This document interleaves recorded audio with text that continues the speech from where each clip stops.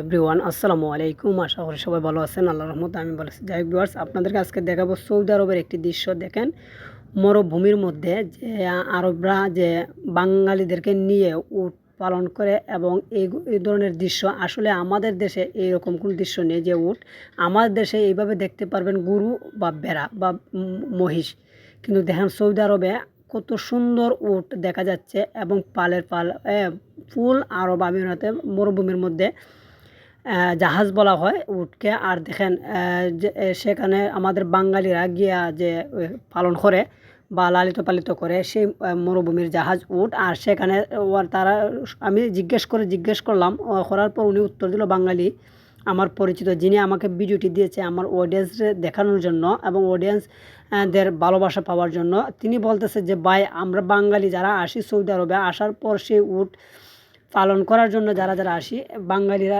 কিন্তু সৌদি আরবে এটি শৌখিন হিসাবে পালন করে। বিভিন্ন মালিকেরা তারা কিন্তু শখ হিসাবে, আর সেটাকে দৌড় প্রতিযোগিতায় অংশগ্রহণ করার জন্য হাজার হাজার টাকা খরচ করে বা ব্যয় করে তারা লালন পালন করে। এর বাহিরে আর কোনো কিছু নয়। আসলে এটি অত্যন্ত সুন্দর একটা মনোরম দৃশ্য, যা দেখার মতন বা আমি দেখানোর চেষ্টা করতেছি। আমার ভাইকে অসংখ্য ধন্যবাদ, যিনি আমাকে ভালোবেসে আমার অডিয়েন্সদের দেখানোর জন্য যিনি ভিডিওটি আমাকে দিয়েছেন। আর আসলে আপনাদের যদি ভালো লেগে থাকে অবশ্যই আমার ভিডিওটি লাইক কমেন্ট শেয়ার করে দিয়ে যাবেন। আর দেখতে পাচ্ছেন প্রচণ্ড প্রচণ্ড রকম অসাধারণ সুন্দর একটি ভিউ। আর সে ভিউ খুব ভালো লাগতেছে আমার কাছে, আপনাদেরও ভালো লাগবে। আর দেখেন প্রচুর পরিমাণে উট সেখানে, দেখেন মরুভূমির মধ্যে আসলে আল্লাহর কি লীলা বোঝা বড় দায়। দেখেন আমরা আমাদের এরিয়ায় ঘাস কে লালন পালন করে, আর দেখেন সৌদি আরব মরুভূমির মধ্যে উট চলাচল করে সেখানে। আর দেখেন আরবেরা যারা দেখেন যারা মালিক, তারা কিন্তু দেখেন গাড়ি নিয়ে চলে আসছে এইগুলো দেখার জন্য এবং নিয়ন্ত্রণ করার জন্য। আর তারা মধ্যে মধ্যে এসে এগুলো দেখে যায়।